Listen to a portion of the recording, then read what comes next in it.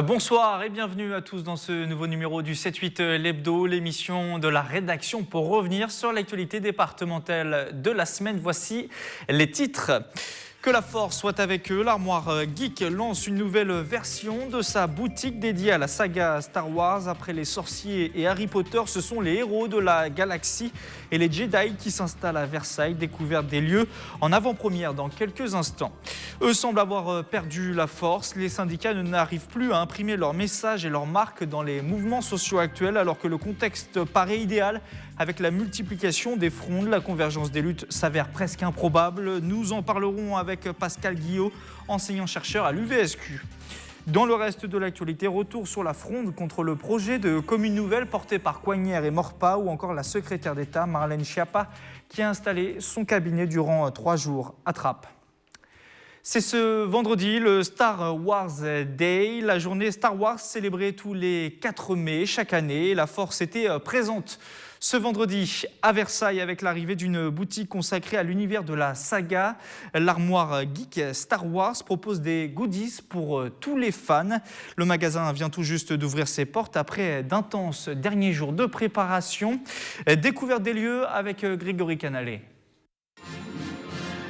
Masque de Dark Vador, sabre laser, mais aussi des tapis ou des dessous de verre à l'effigie de la saga.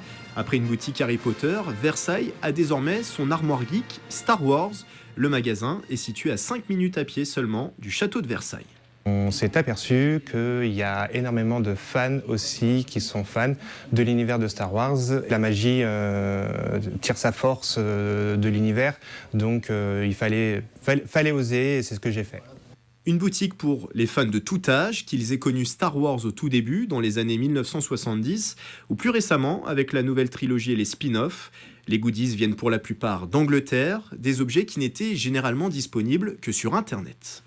Vous allez avoir les serre-livres ici, vous allez avoir Dark Vador et un Stormtrooper. Je vais vous faire voir un petit produit exclusif, la mallette métallique de Han Solo. Ici, un t-shirt exclusif par rapport à Han Solo, donc Chewbacca rétro années 70-80. Ça va plaire énormément aux dames comme à ces messieurs. L'Armoire Geek Star Wars organisera également des événements. Première en date le samedi 5 mai. La boutique reçoit l'acteur Tim Rose qui incarne l'amiral Akbar dans les épisodes 6, 7 et 8 de la saga. C'est un piège! Après la grève, ce sont les travaux qui vont perturber la circulation de vos trains. Dans les prochains jours, de nombreux ralentissements et suppressions sont prévus, notamment sur la ligne N du Transilien. Lundi sera une journée très compliquée. Depuis Paris-Montparnasse, aucun train ne circulera avant midi. Après midi, c'est le sens province-Paris qui sera impacté. Des travaux sont également à prévoir sur la ligne C du RER ce week-end. Plus d'informations sur les blogs de vos lignes ou sur le site internet transilien.com. Vendredi matin, c'est la circulation du réseau Phébus à Versailles qui était au ralenti. Le dépôt de bus était bloqué par des cheminots de la CGT de Trappes, aidés par des membres de Génération et de l'UNEF. Les manifestants accusent la direction de la SNCF de vouloir réduire l'impact du mouvement national des cheminots avec justement le renfort de ces réseaux locaux de bus. Grève à la SNCF donc, mais aussi grève à Air France. Défilé du 1er mai, violence de groupuscules. La fête à Macron samedi 5 mai. Les mouvements et manifestations se multiplient un peu partout en France ces dernières semaines. Mais l'incompréhension, elle, se généralise 50 ans après mai 68. La convergence des luttes, tant souhaitée par la gauche et les syndicats, semble promise à l'échec. Le rôle des syndicats aussi interroge face à un président ultra-réformateur et qui ne semble pas avoir une crainte particulière des mobilisations sociales. Sommes-nous dans un contexte historique ou finalement est-ce du déjà vu? Nous allons poser cette question à notre invité et d'autres aussi. Pascal Guillot, bonsoir. Bonjour. Vous êtes enseignant-chercheur à l'UVSQ, l'Université de Versailles 50 ans en Yvelines. Vous enseignez notamment l'histoire du syndicalisme et des mouvements sociaux. D'un point de vue général, est-ce qu'on est en train de vivre un moment historique? Tout paraît aujourd'hui très confus et on a l'impression qu'après les vieux partis politiques, ce sont les vieux syndicats qui sont aussi en train de disparaître tout doucement. Est-ce que c'est un jugement qui est juste ou alors qui est tronqué ? On assiste à une accumulation de mécontentements, c'est vrai, mais depuis un certain temps, les syndicats ont subi un certain nombre de défaites, notamment depuis 2010, et c'est vrai qu'ils ont du mal à montrer, à convaincre de leur efficacité, et d'où les replis un peu sectoriels, c'est-à-dire dans différents secteurs, il y a des mobilisations qui se manifestent, mais qui ont du mal à se coordonner. Et on parle de convergence des luttes, mais cette convergence a du mal à voir le jour. Et ça, c'est quelque chose qui pourrait faire entrer les syndicats dans un nouvel univers où c'est déjà arrivé finalement? Ce sont des choses qui arrivent dans plus d'un siècle d'histoire pour les plus anciens syndicats. C'est vrai que la division du monde syndical déjà n'aide pas. Il y a un rapport de force aussi défavorable au monde du travail actuellement avec l'offensive libérale depuis les années 80. Et puis c'est vrai que depuis un certain temps, le pouvoir est beaucoup plus intransigeant. Avant, il était plus facile de peser sur la négociation collective grâce à la grève. Aujourd'hui, c'est beaucoup plus difficile. Puisque depuis, disons, que Jean-Pierre Raffarin en 2003 a dit « ce n'est plus la rue qui gouverne » et que Emmanuel Macron a dit récemment aussi que la démocratie ne se fait pas dans la rue, on voit bien qu'on a beaucoup plus de mal à peser sur le cours des choses et donc les syndicats sont plus dans la défensive. Est-ce qu'on a aussi moins le sentiment aujourd'hui quand on est travailleur, du salarié ou du public, on a moins le sentiment du collectif, qu'on est finalement dans un monde beaucoup plus individualiste et que les syndicats sont aussi touchés par ça? Oui, c'est beaucoup plus éclaté. C'est vrai qu'en effet, il y a plus de grands collectifs de travail aussi, et ça n'aide pas. Il y a aussi une segmentation de certains secteurs. Il y a aussi il y a une précarisation aussi qui n'aide pas à la mobilisation. Donc c'est toute une série de facteurs qui montrent que, en effet, même si les syndicats ont toujours leur rôle à jouer, tout à fait fondamental, c'est vrai qu'ils ont du mal parfois à mobiliser l'ensemble des acteurs du travail. Tout à l'heure, je faisais la comparaison avec les anciens partis politiques qui ont mal vécu évidemment les dernières élections avec l'arrivée notamment d'Emmanuel Macron et de son mouvement. Est-ce qu'on peut aussi faire cette comparaison avec les vieux syndicats, la CGT qui a été créée à la fin du 19e siècle? Est-ce que la CGT, par exemple, n'a pas réussi à rénover son logiciel et finalement à trouver une nouvelle forme de contestation au lieu des mouvements classiques dans la rue? C'est vrai, mais alors il y a eu ce qui se passe aussi, c'est que la CGT et d'autres syndicats sont beaucoup plus sont recentrés aussi. Il y a un recentrage et il y a plus de légalisme qu'auparavant. Et c'est vrai que ça aussi ça pèse parce que quand par exemple un texte, dès que le processus parlementaire a abouti, on pense que il faut accepter et qu'on n'a plus forcément à lutter. Et ça joue aussi, bien sûr. Et ce recentrage est lié aussi à la dépolitisation. Il y a quand même il y a cet aspect, il y a la professionnalisation du syndicalisme, il y a aussi, bien sûr, la dépolitisation et forcément ça ne contribue pas à permettre d'agir plus efficacement. Puisque vous évoquez la politique, on va peut-être rappeler déjà quel est le rôle des syndicats en France. Historiquement, il est peut-être bon de rappeler qu'à la base, la politique et les syndicats, c'est deux choses très distinctes. Voilà, alors c'est vrai qu'il y a une autonomie du syndicalisme auquel le syndicalisme est très attaché depuis notamment la charte d'Amiens de 1906. En effet, il est dit que le syndicat doit être totalement autonome, aussi bien par rapport aux partis politiques que par rapport à l'État. Et ça reste quelque chose de très marquant dans l'histoire du syndicalisme, même si des syndicalistes... Par exemple, le Parti communiste a beaucoup... Voilà, et justement, il y a plus d'autonomie aujourd'hui. C'est vrai que la CGT a beaucoup plus d'autonomie par rapport aux politiques. Il n'y a pas de lien aujourd'hui, par exemple, entre la France insoumise, ou en tout cas très éclaté une nouvelle fois, entre la France insoumise et les mouvements des syndicats. Un lien très distant. Les guerres des dates, notamment, entre le 1er mai et le 5 mai. Voilà. Et il y a une césure entre les luttes politiques et les luttes sociales. Et c'est ça aussi qui ne parvient pas à faire un effet d'entraînement. Et il y a du coup certains qui essayent de s'organiser pour essayer que cette cassure entre le front politique et le front social n'existe plus. Il y a 60 organisations qui se sont réunies dans le front social pour essayer justement de peser un peu plus et de remettre en cause cette cassure. Et peut-être justement de créer une espèce de de convergence qui pourrait déboucher sur davantage de conflictualité. Aujourd'hui, quand on évoque le poids des syndicats en France, c'est un sujet qui intéresse éminemment beaucoup de monde. On a un chiffre, c'est 8% de salariés français qui sont syndiqués, public-privé confondus. Est-ce que déjà vous confirmez ces chiffres? Et est-ce que vous pouvez nous faire une comparaison européenne? On a l'impression que c'est très peu, par exemple, comparé à la Suède ou à la Norvège. Voilà, c'est très très peu puisque la moyenne européenne est de 23% à peu près. Et donc, si vous voulez, en France, on a alors évidemment, c'est 11% en fait. Il y a une enquête du ministère du Travail qui a révélé que en fait, le taux de syndicalisation était un peu plus élevé que ce qu'on imaginait. C'est le chiffre qu'on voit dans tous les médias. Voilà, alors c'est vrai qu'entre le secteur marchand où en effet on s'approche de moins de 10 et bien sûr la fonction publique où là les taux de syndicalisation sont beaucoup plus élevés. Vous avez chez les cheminots à peu près 34% de cheminots qui sont syndiqués. Vous avez la fonction publique autour de 20%. Globalement, donc vous avez vraiment des différenciations très nettes. Chez les policiers, par exemple, c'est 49% de policiers syndiqués. Au fisc, c'est aussi des taux très élevés. Donc c'est vrai et puis à côté de ça, vous avez des endroits où en effet le syndicalisme pénètre peu dans les petites et moyennes entreprises et auprès de travailleurs un peu fragilisés, comme les intérimaires, comme bien sûr, puis aussi bien sûr les auto-entrepreneurs, les chômeurs se syndiquent peu.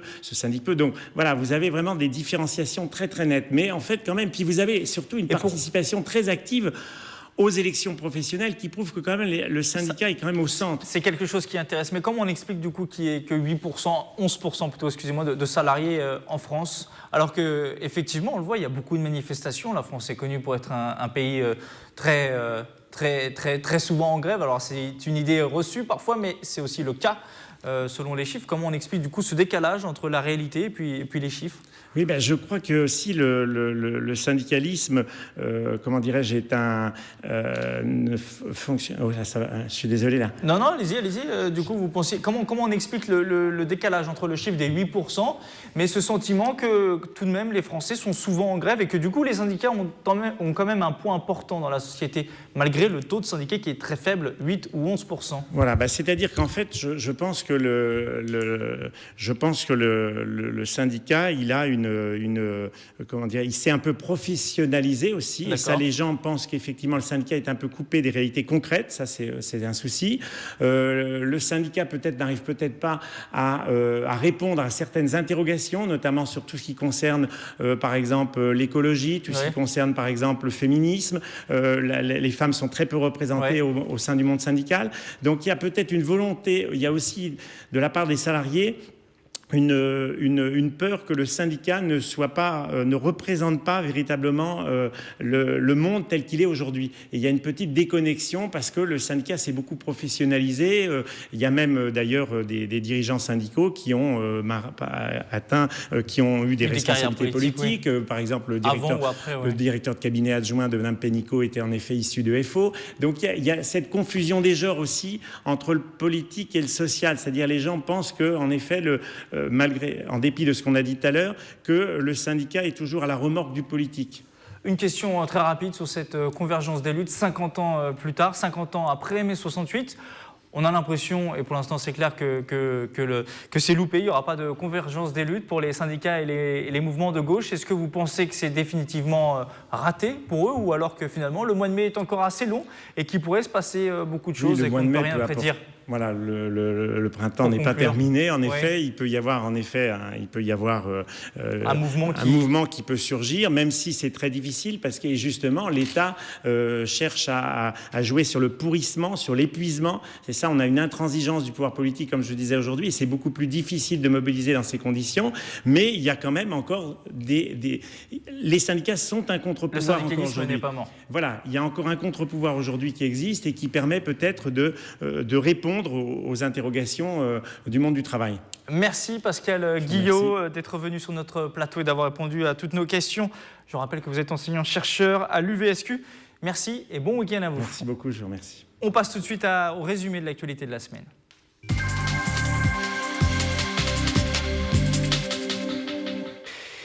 Un déplacement de 3 jours. Marlène Schiappa et son cabinet se sont installés à Trappes mercredi, jeudi et vendredi. La secrétaire d'État chargée de l'égalité entre les femmes et les hommes a multiplié les rencontres de terrain sur cette thématique durant 3 jours. Elle s'est notamment rendue au centre de formation sur les droits des femmes et des familles locales ou dans une pépinière d'entreprise. La rédaction de TV78 vous proposera lundi un reportage complet sur ces 3 jours de déplacement à Trappes dans son journal d'information locale. Première diffusion lundi 7 mai à 18h.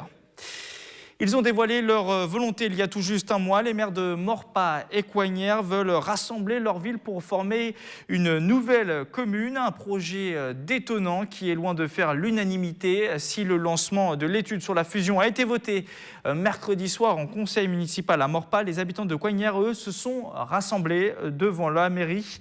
Une mobilisation pour s'opposer au projet. Reportage de Mélanie Poquet et Grégory Canalet.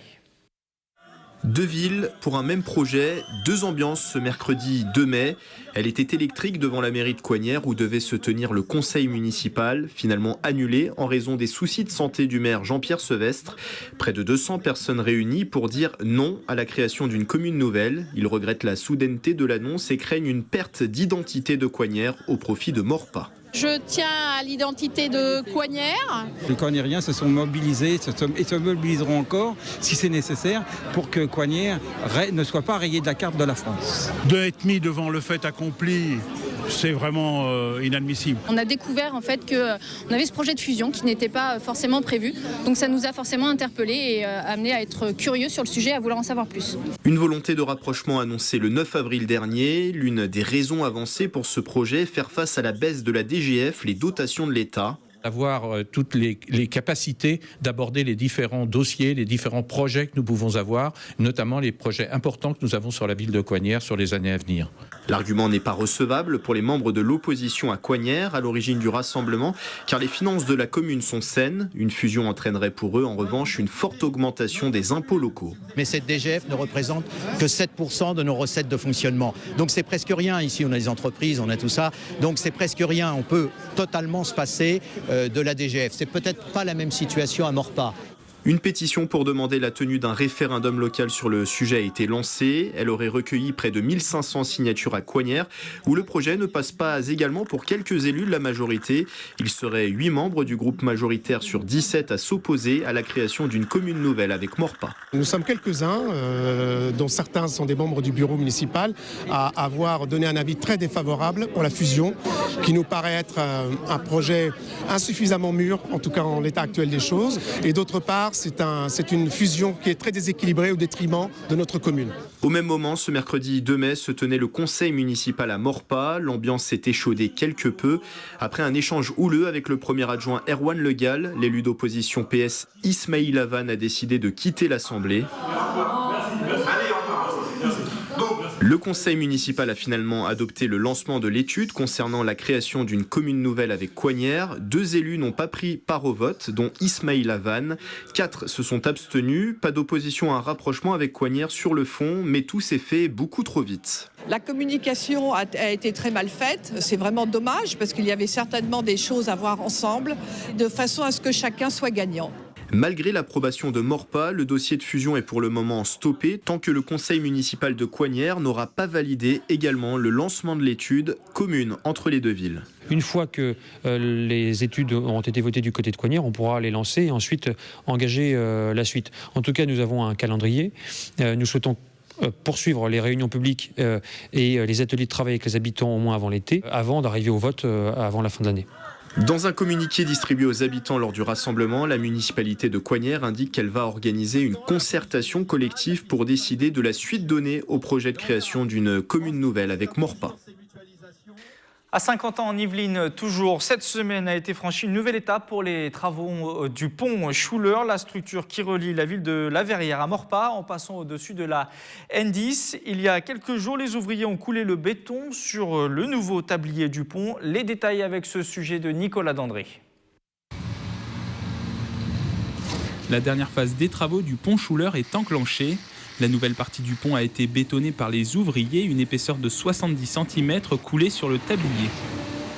Il y a des équipes qui vibrent le béton, parce que le béton, il faut qu'il soit vibré pour faire sortir les bulles d'air.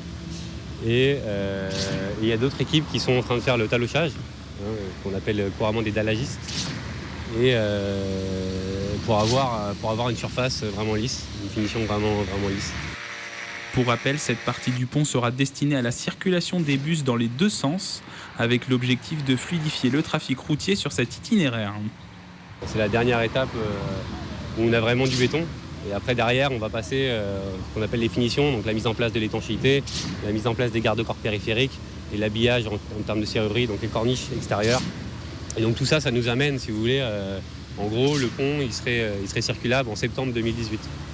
Les ouvriers entameront à ce moment-là une phase de rénovation du pont existant. La circulation se fera sur la nouvelle partie de l'infrastructure. L'ensemble des travaux devrait se terminer à la fin de l'année 2018. Un projet qui fait débat à Jouy en Josas. Cette fois-ci, l'ancien site de Thales sera bientôt transformé en centre de formation pour réfugiés. 300 personnes tous les 6 mois devraient recevoir sur place, notamment des cours pour apprendre le français. Ce dossier, piloté par l'association Emmaüs Solidarité, est critiqué par certains habitants, mais surtout par le Front National, qui réclame une consultation des habitants sur le sujet. Les détails avec ce reportage. Grillage fermé et l'eau Covid depuis près de 9 mois, l'ancienne université Thalès devrait rouvrir ses portes d'ici quelques semaines pour se transformer en centre de formation pour réfugiés. Avec le soutien de la préfecture d'Île-de-France et Emmaüs Solidarité, 300 personnes suivront des cours sur place durant 6 mois. Objectif, leur enseigner le français et faciliter leur intégration professionnelle. Un projet étalé en tout sur 9 ans, auquel s'est ralliée la mairie après avoir préempté le terrain il y a plus d'1 an. On y adhère, je dirais, par nécessité, par obligation, mais on y adhère aussi parce que c'est un projet qui nous semble avoir du sens. Il nous semble avoir du sens que de préformer des personnes réfugiées en France qui bénéficient du droit d'asile, de façon à leur permettre de s'intégrer dans les meilleures conditions dans la société française. Dévoilé dans le détail aux habitants début avril lors d'une réunion publique, le projet suscite depuis des réactions. Entre inquiétude et étonnement pour certains, il est aussi critiqué par le Front National qui réclame la tenue d'un référendum local sur le sujet. Vu la proportion de ce centre qui est assez inédite, ça va évidemment modifier le visage de la ville. Je pense que les premiers concernés sont les personnes de la ville, mais aussi les élus et les personnes qui habitent Versailles Grand Parc, parce que les infrastructures vont être aussi sollicitées sur l'ensemble de Versailles Grand Parc. Face aux demandes d'un scrutin local, la mairie assure que le conseil municipal est légitime en la matière et qu'un ancien référendum n'avait réuni que 200 votants sur 5000 électeurs potentiels. Le maire est également en discussion avec les différentes parties pour faciliter le suivi et l'évaluation du projet. Les premiers réfugiés devraient loger et suivre des cours dans la verdure jovassienne d'ici mi-juin. Une visite des lieux est prévue au préalable pour les habitants intéressés.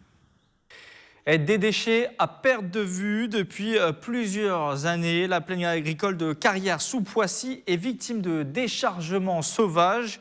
Aujourd'hui, la situation est devenue critique. Les détritus jonchent le sol sur 25 hectares et laissent courir des risques sanitaires et pour l'environnement. Pour faire face à la situation et au manque de réaction politique et des collectivités, les habitants et associations se sont emparés du sujet.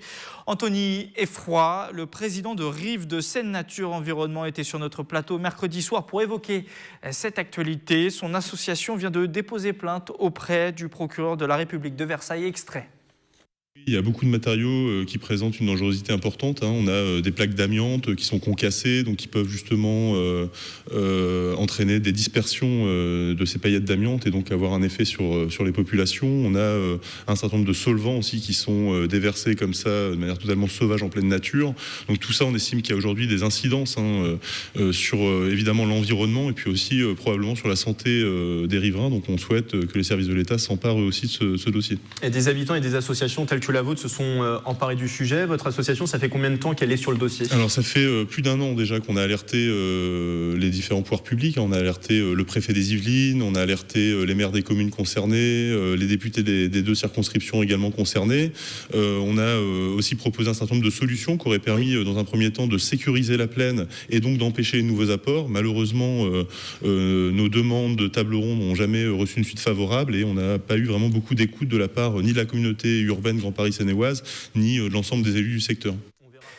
On referme cette émission avec le printemps des animaux organisé ce week-end pour la première fois au refuge de plaisir de la SPA de Plaisir. 2 jours de portes ouvertes pour favoriser les rencontres entre familles et animaux de compagnie. Au refuge de Plaisir, plus de 200 chats et près de 120 chiens sont en attente d'un foyer et aussi de câlins. Rendez-vous donc sur place entre 10h et 18h, samedi 5 et dimanche 6 mai.